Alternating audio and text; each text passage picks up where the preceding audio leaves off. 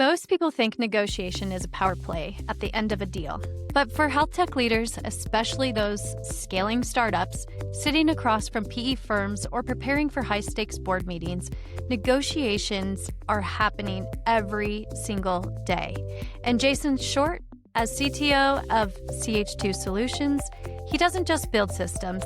He helps founders and executives negotiate for what they really need. I thought it was fun in the sense that it's a skill you can learn. There are counters to every approach, which I thought was fascinating. It reminded me of chess, except it was verbal chess. I realized, man, this could be used in everyday life. Then I found it fascinating to be able to spar at that level. I knew their techniques that they were using, whether they knew the technique or not. I knew how to counter it. So as a founder, you need to know what is most important when you're walking into a PE meeting. You have to have the numbers at your fingertips. Recognize the influencer in the room. He's not always, or she is not always the one who talks the most, but the person who, when they do talk, people react to.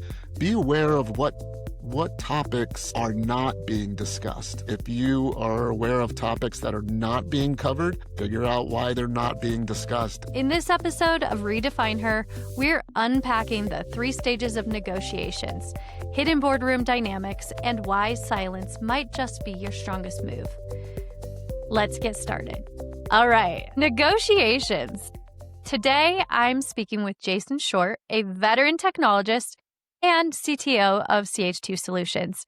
He has helped build and scale startups to large enterprise companies.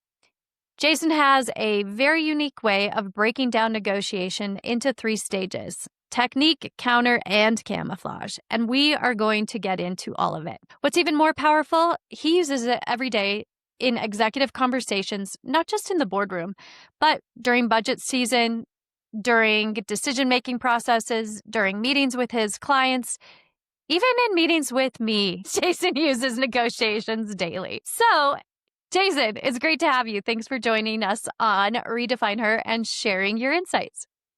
Thanks for having me. I'm looking forward to it. So, tell me a little bit about yourself. Give me a quick overview of how you got to be where you are today. So this is kind of interesting in the sense of I grew up in technology and I graduated in 1995. That's when Windows 95 came out. Since then, I've been riding the technology wave all the way through distributed computers, this cool thing called the internet, and mobile development, and then multidimensional databasing and warehousing, and you name it. And now we are in the tech space of artificial intelligence and peripherals and the George Jetsons of the world. And so, yeah, it's pretty exciting.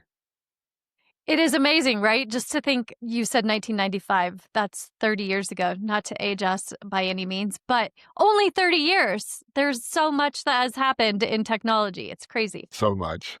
Yes. Yeah. So how did you come to decide that negotiations has to be a core leadership skill? I got into it because I was supposed to be majoring in business in college, and that did not go so well for me. However, computers went really well. So, but as part of that business, my dad gave me I think it was 12 cassette tapes of Power Negotiating by Roger Dawson. And when I graduated from college, I would put that in my cassette tape on my drive into work. I started my career in Washington, D.C., where it's all traffic all the time. So I was stuck in my car and could listen to 2 hours worth of negotiating tapes to work and from work. And I did that for 4 years. I thought it was fun in the sense that it's a skill you can learn. Anybody can learn it. There are counters to every approach, which I thought was fascinating. It reminded me of chess, and I played a lot of chess growing up, except it was verbal chess. And it's one thing to learn something. It's something totally different to apply that in your life. And so as I started working on applying my new skills as a young 20-year-old, I realized, man, this could be used in everyday life if you chose to. And then as I grew up through the executive rungs, I got served a couple of times by more senior executives, which taught me some great lessons. And then I found it fascinating to be able to spar at that level, whether they know it or not, whether they know they're being negotiated against or not. I certainly did. I knew their techniques that they were using, whether they knew the technique or not. I knew how to counter it. And so then I just added that to the tool set in my technology toolbox and got on with work. So it's a really fun topic to talk about. It's outside of tech. You don't need a cell phone or any electronics to learn it or to use it. It was fun. I was splicing cassette tapes to make mixtapes, not playing them back to back to learn negotiations.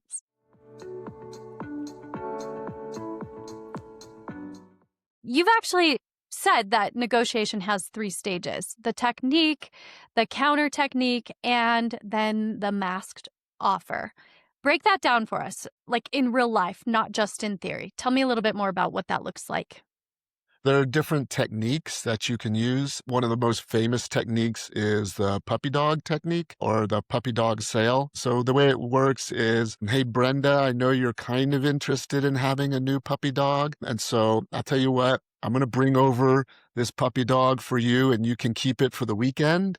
And then if you don't want it after spending 3 or 4 days with it, I'll come get it. And of course, what happens after 3 or 4 days? You're You sucked fall in in. love with the puppy Mm. dog and you can't imagine your life without the puppy dog. And he's given you a bunch of cuddles and licked your face. And that's it. So I come by 4 days later and you're like, well, it's my dog now. I get the heck out of here. The technique was actually used when Zenith rolled out the first TVs.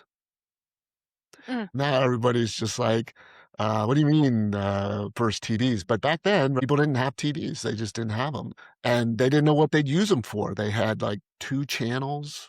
They were all black and white. They were this big, gaudy thing that you had to make room for in your small living room. And Zenith couldn't figure out how to sell these things. So what they did was they would deliver them to people's homes and they would let them have them for a week. And if they didn't want it after a week, they would come pick it up. Well, what happened was if you had a TV, you used to invite your friends over in the neighborhood to watch this new cool thing called a TV. And then after 3 or 4 days, you had a couple of neighbors over. And then after 5 days, the word got out that your house had one of these TVs.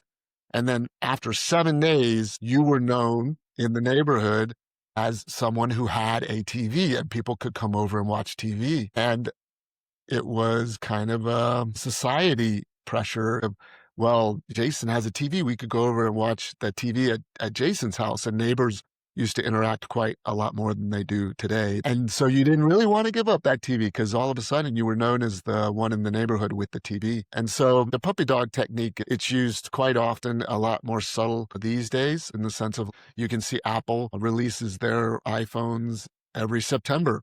They're on a schedule, like every September, October is when they release their iPhones. And people will go into that keeping up with the Joneses kind of thing. But somebody has the new iPhone and they're just like, oh, show me that iPhone. Let me see what it's like. And that's a good technique. And then there are counters to certain techniques. Another technique is called the good guy, bad guy, or good cop, bad cop technique. The thing is that perpetrators forget when they're in the interrogation room is that they're both police officers. Right. Even though one's the good cop and one's the bad cop, they're both police officers. Yeah. And they both have a motive. They're trying to get answers. That's right. The hidden agenda is typically always behind one of these techniques. So you have your technique, you have the counter, and you have the hidden agenda. And if you're aware of that going into conversations and you pick up on this little spidey sense like, hey, are they using that technique? Then you got to try and figure out, oh man, they are. Whether they know it or not, they're using this good guy, bad guy technique. What's the agenda? What's the hidden agenda? What are they really after? And so trying to figure that out through conversation is part of the game. For sure. And I think you're alluding to this, but I remember getting the giant television and I also remember Amway multi-level marketing. My parents having the bubble gum and the soap and all the neighbors wanted it. Yep. But ultimately, negotiations aren't about who talks louder. Like you said, it's a verbal game of chess.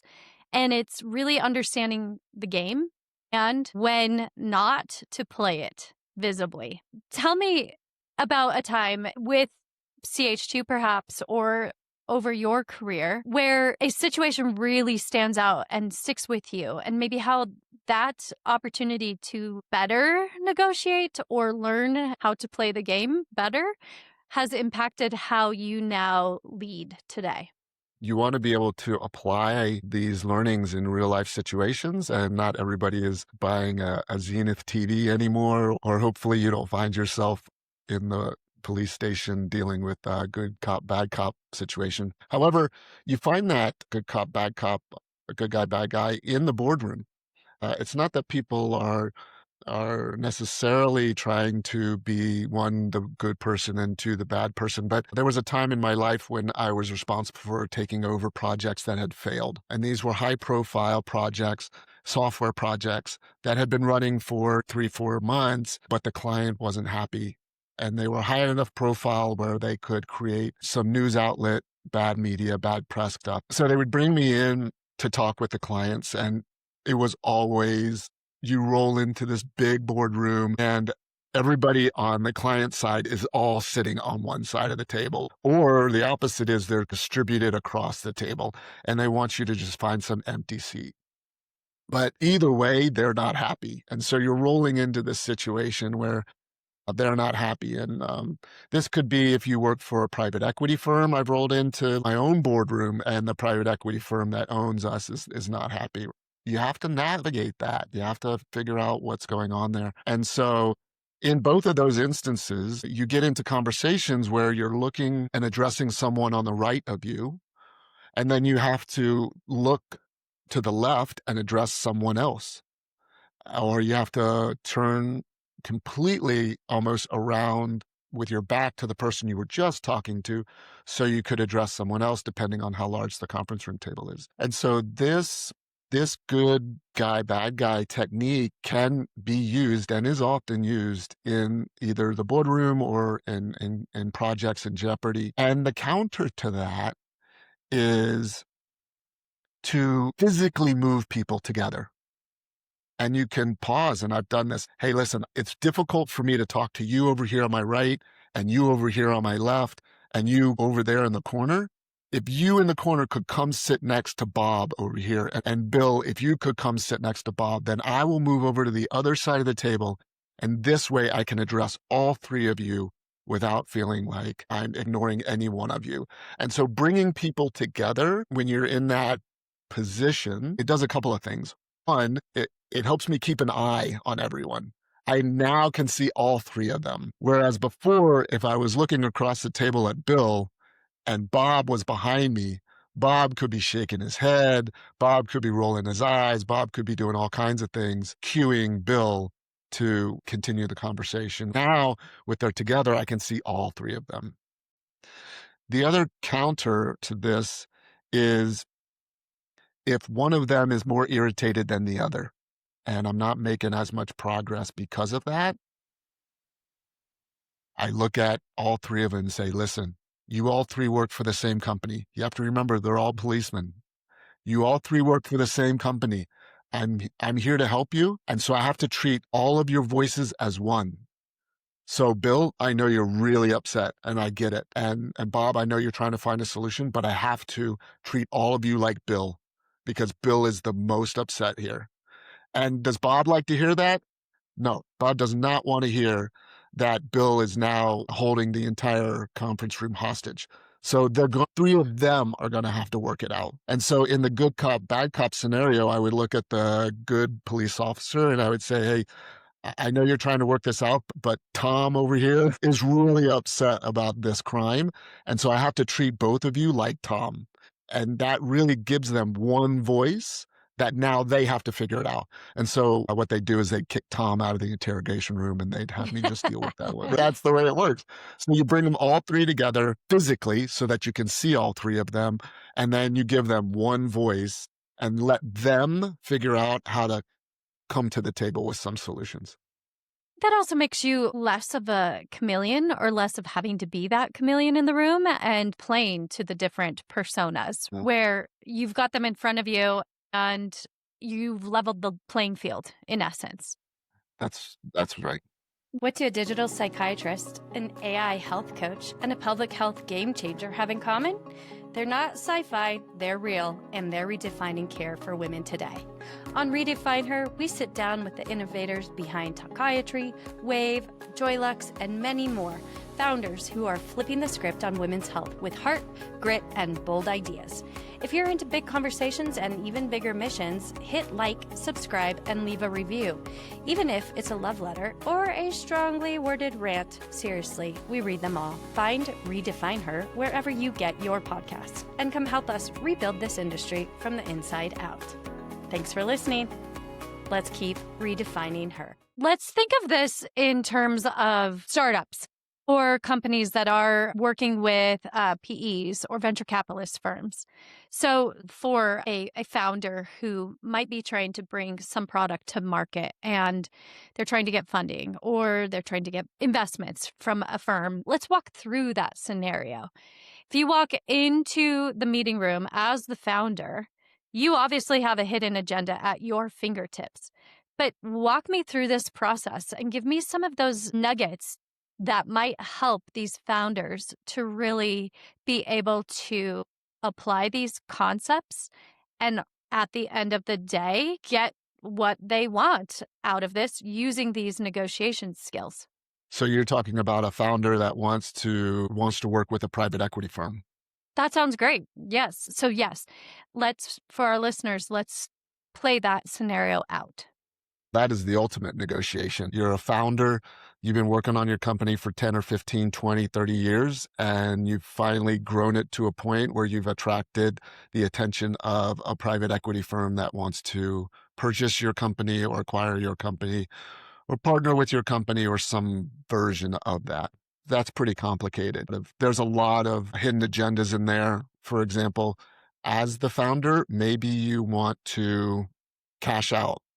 Maybe you want some ready cash and then some equity cash. Maybe you're ready to retire. You've been working it for 35, 40 years. You've grown it to a point and you're pretty ready to punch your ticket and move on to retirement. Maybe you're a different kind of founder. Maybe you've been running it for 10 or 15 years. You feel like you've gotten your client list up to a good number that makes it attractive. You've got some attention from private equity and you want to stay on. You're like, you know what? I've grown this company. I'm just getting started. I would love to sell it to private equity, but I'd like to retain some equity. I'd like to retain a position in the company. I'd like to be on the board seat, things of that nature. So each one of those acquisitions could be different. Most definitely. Let's look at a younger company, say they are in that 5 to 10 year range and they want to stay on board. So if they walk into that room, how do they identify the key players within the room full of executives and the private equity? And then knowing that they've got to be prepared in advance, what are 3 strategic tips that you would share that they definitely need to have to be prepared for going into a negotiation like that? The number one, and you'll hear this from any VC, private equity, shoot, you could turn on CBS and watch Shark Tank. You have to have the numbers at your fingertips. You have to know your customer acquisition numbers. You have to know your product numbers. You have to know your churn numbers. You have to have those numbers at your fingertips. And if you need to write them down and have them on a notepad so that you get them exactly right, then write them down and have them on a notepad. I write all kinds of things on a notepad to remind me to cover in meetings. That's not cheating. That's just smart. So the first thing is you have to know your business numbers, not just what your business does and who the customer and target customers are, but you have to know the numbers. And that makes a massive difference. So that's the first thing. And then the second thing, as far as getting to know who's who in the zoo, per se, who's in the boardroom, I always look to see who's the most talkative and then who is the quietest. Silence is an amazing negotiating technique. I use silence quite often. I think it's interesting to be silent sometimes and let the silence permeate through the room and see what happens. I'm not in a rush. Don't ever be in a rush. So take your time. The door is always open. You can walk in and out of that at will. I've walked out of negotiations. I've walked back into negotiations. So be patient and recognize the influencer in the room. He's not always, or she is not always the one who talks the most, but the person who, when they do talk, people react to. So there is an influencer in that room. Your job is to figure out who that influencer is, because there is definitely someone in there that can move the needle or move the topic of conversation. And then be aware of what topics are not being discussed. It's really interesting to talk about what are your sales projections, what are your customer onboarding process, those kinds of things. But be aware also of the topics that they're aware of that they're not asking about. That is always something I've always found. It's something I use in technology all the time. I always try the advantage of using this technology. That's obvious. Everybody talks about what great, cool things you can do with this technology. But I always like to flip that on its head and say, what are the disadvantages of this technology? And it's the same in the boardroom. If you are aware of topics that are not being covered, figure out why they're not being discussed and ask. You can always ask, hey, I noticed nobody has brought up the cap table. Is there something we need to discuss about the cap table? Or do you have questions about the cap table? Or do we want to table that and reconvene to talk about the cap table? Because in a negotiation, that is absolutely one of the things that everybody's going to talk about. And if they're not talking about it, there's a reason why. Something's wrong. Sure. That takes me back to the police example and attorneys, prosecutors. They always have the answer to the question that they're asking. And in terms of what you've just shared, be prepared, know your audience, listen to what's not being said. Those are great tips to come into the meeting with, because negotiations can feel like someone's got to win. It's easy to think about it that way, but it can also be a bit of a power play, and it doesn't have to be necessarily about winning. And at the same time, you don't want to make it feel like you're manipulating the situation.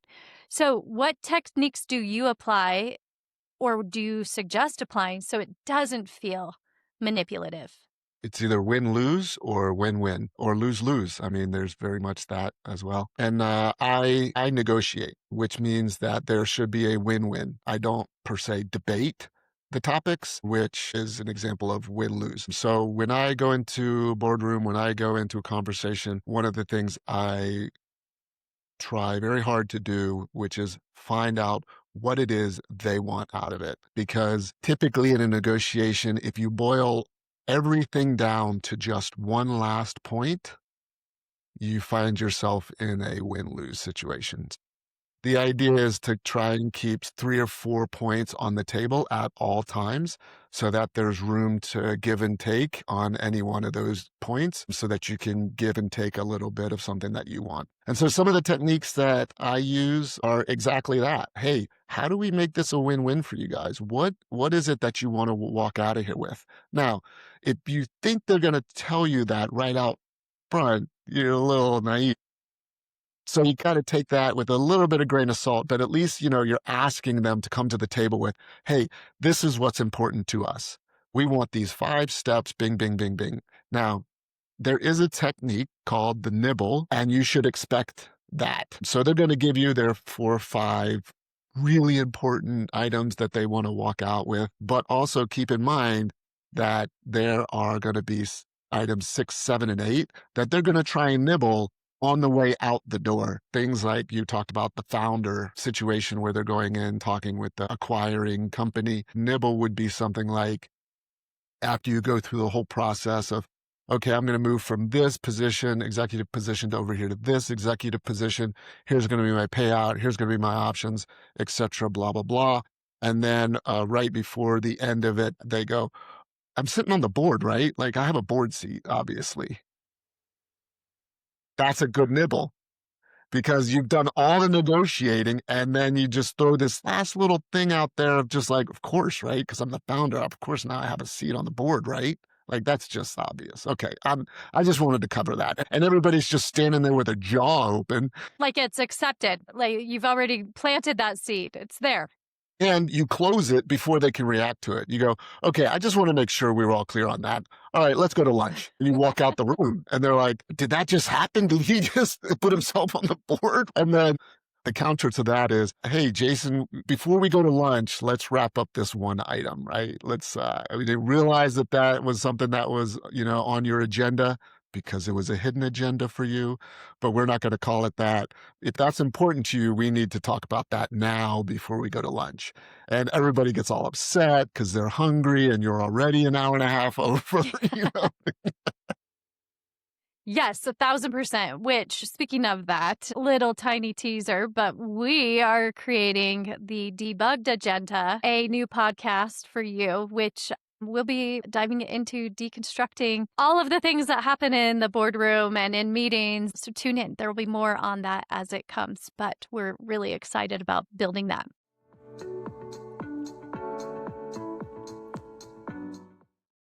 Do you ever intentionally seed hidden agendas when advising clients? That is a natural thing if you are an experienced executive. I wouldn't say, oh, of course, all the time, because it makes it sound a bit disingenuous, but I think everybody has an agenda going in. When I was a young executive, my agenda was, I want to get through my slide deck. I want the other executives to think that I know what I'm doing. That was my agenda at the time. But once I matured a little bit, I realized by the time I get to the boardroom, they already think I know what I'm doing. I've already reviewed what's on my slides with them every week for the last 4 weeks. And this is just a review for them on the totals of the numbers that I've already been sharing with them over the last quarter. And really, I have a going in agenda of, hey, I need to work with the CFO so that we could create some space in the budget for this upcoming project or this upcoming tech debt or this upcoming resources that I need to bring on the team. And how do I work with the CFO in this boardroom without putting it on my slide deck to create some space in the budget for that? That would be an example of a hidden agenda. I've got my slides that I get to cover. It's a review for all the executives. We're going to talk about new targets for those numbers, et cetera, for the next quarter. But really, it's when my CFO starts talking, that's when I engage with the other executives to say, hey, how do we create some space for this upcoming initiative? And what do I need to do on my end? Or what can we do over there in customer support? Or maybe we could dial this piece of software down to create some space. Or maybe we could do something like leverage some nearshoring options to create some budget for this initiative coming next quarter. And so those type of things, all of that negotiation plays into working through some of those hidden agendas that you come in with.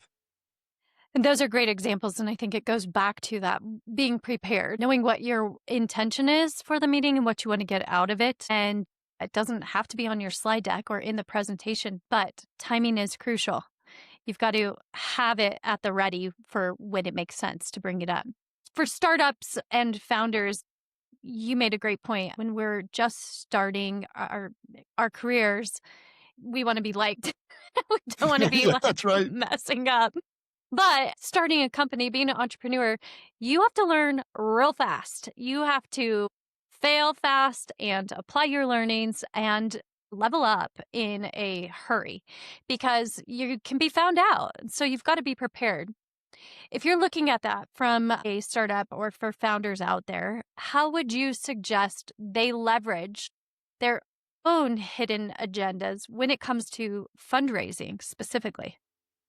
I have seen fundraising happen many different ways, from dinners with 20 people to huge events with 100 people, or just phone calls to a few people. And so fundraising is interesting because that really has a lot to do with the target or the target audience. I'll give you an example in the startup space. Some contributors just want to be part of a project. They just want to be part of something that they can talk about. They want to be part of something like, hey, I'm part of this company that's leveraging AI to manage the weather reporting that we're no longer getting from said government weather department. And with the cut of that weather department in the government, that created space for this private company to start leveraging AI, working in machine learning on weather patterns, and producing a reliable source of predictable weather coming out of machine learning and AI. And some people just want to be part of a cool project. The company I'm involved with is launching a new satellite, fill in the blank. Some are more private equity, VC based, where they have a ton of projects already and they want to know the numbers. They're just like, hey, listen, I need to know what's happening first quarter, what your projections are second quarter, and then we'll release more funds. And really what they care about is just numbers game. And so when having conversations with those people, you have to massage your message again to know those numbers versus talking about what contributions it's going to have on the world. Sure. So both the numbers and health tech, AI, machine learning, all of this. Health tech venture funding in Q2 of this year hit $7.9 billion. That's the highest it's been since 2022. And healthcare technology PE deals reached $16.9 billion last year. That's a 219% year over year increase. It is growing by the day. And valuations, health tech and M&A multiples are 6x of revenue. And for AI and telehealth, it's 6x and 8x. And so when you're looking at health tech itself, it is exploding and funding is back up. Roll-ups are happening. Where do you think founders miss key negotiation moments in this space? Just knowing those numbers would allow me as someone negotiating in that on behalf of health tech be more aggressive. Obviously, you can ask for more. You have a lot more flexibility there. You can also apply the nibble more often because it's not going to be so dependent on one buyer. If there's all of that buying going on, then the pressure is on the buyer. And so you can take a little bit more risk. If the numbers were decreasing and I was trying to sell my health tech company, I wouldn't take those risks. I would be a little bit more cautious on the nibble. I wouldn't necessarily demand as much because my buyer pool would be less. And so knowing those numbers, those are phenomenal numbers, by the way, and it gives you an insight onto what's important to people currently, which is health and health tech. And how can we create more technology to help people with things that they're dealing with in health and mental health. So I think all of that is really valuable information, and knowing that information going into a negotiation, either acquiring or selling my health tech company, would be extremely valuable. Yes, for sure.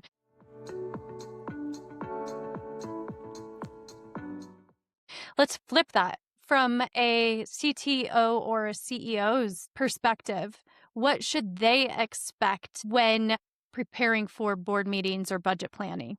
What dynamics should they expect? Yeah, that's really good because on average, you want your tech spend to be somewhere around 15% of the company revenue or the company spend. And if you're not getting that, let's say you're down in the 8-10% from the company, you can go into the boardroom, you can go into the executive conversations saying, hey, look, here is the average industry. Let's just say it's 12%. Here's what's happening in health tech acquisitions and investment and et cetera. Therefore, I would like us to adjust the spend for my department, if I'm the CTO, to get us closer to 15% or 17%. Because we know that if we invest in that today, in 2 to 3 years, assuming that these numbers stay steady and that there's not going to be a bubble burst or anything like that, we're going to get that back in either additional investment or acquisition or fill in the blank. So knowing those numbers going in as a CTO, I might be more aggressive in requesting more funding for my department. And then you leverage things like software platforms or nearshore solutions to lower the cost instead of building everything from scratch. And to what you just said, that's exactly why I've joined CH2 is negotiations aren't just about terms, but it is about that tech credibility. It's about risk perception and timing. And the really beautiful thing about CH2 is that you and Christy are past CEOs and CTOs of companies. So you understand, you've been in the shoes of our clients and what they do. And so it's really valuable to give them the right guidance and the right information so that they can leverage nearshore teams effectively to whether it's building out their teams or enhancing their current platforms or the software that they have and saving money where they can to utilize it more effectively and benefit their company. And then perhaps if they're growing at a pace that they're going to go to market, IPO, or get acquired, we can help them with that. I love that you guys have that skill set and experience because it's just a huge value add. CH2 Solutions believes technology should do more than just keep up. It should move business forward. Through nearshore solutions, CH2 delivers the technology and talent that simplify complexity, fuel growth, and unlock new opportunities. CH2 Solutions is proud to sponsor RedefineHER, a community built on bold ideas and fearless leadership. CH2 Solutions doesn't just deliver technology, CH2 delivers possibilities, redefining the future together. So I have one more question for you. You mentioned that a bold decision in your life that really redefined your path was owning your career instead of letting a different company define it. That kind of alludes to the art of negotiations. Tell me about that moment and tell me about how you really decided to create your own story. That's a funny one because we're just going to call it back in the day when dinosaurs roamed the earth and desktop computing was the thing. There was a moment in time when Microsoft was trailing in that department. If you could believe it or not, they were not always the front runner in software and tech. Although everybody was using their operating system, their software development tools were lacking and they were falling behind. And there was a company that I had joined to write software for, and they were moving away from the leader at the time in software engineering and leaning into Microsoft tech. However, that at the time, there was no structure to it. It wasn't object oriented, and it was not the leading edge technology as some would claim it is today. And at that time, I got super frustrated because I moved from one office in DC to another office in North Carolina. And the manager of that office wanted to drop all technology except Microsoft. And I had just moved down there 2 months prior to that. And so I strongly disagreed. I voiced my concerns.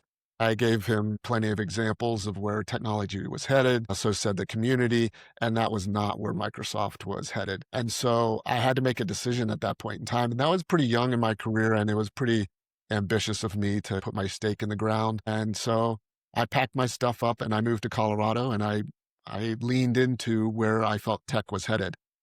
Luckily for me, that's exactly where tech was headed. Microsoft ended up pivoting towards that direction, getting on board with object-oriented programming, and they developed the .NET framework. And there's a whole story behind that. That was really fascinating. But they ended up getting on board with the .NET framework as we know it today. And then several years later, I started working inside Microsoft's .NET framework.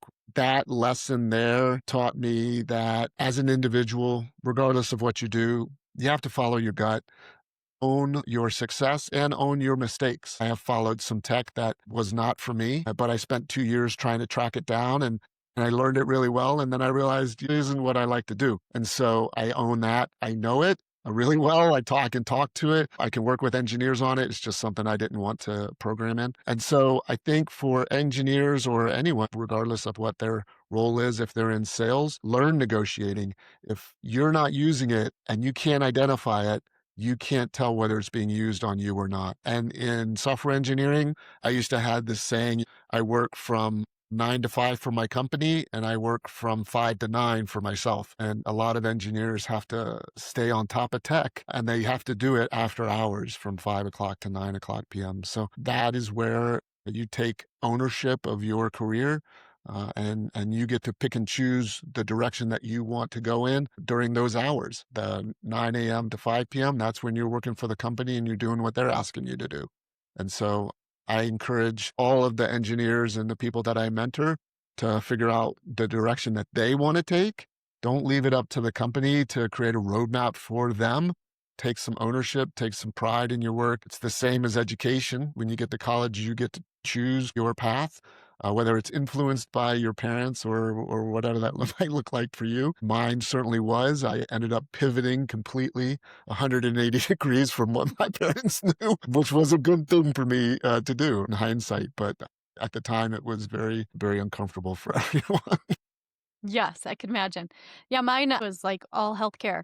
Healthcare was my track. And then I face planted into recruiting, which is pretty typical for recruiters. Awesome. There's no college path for recruiting, I don't think.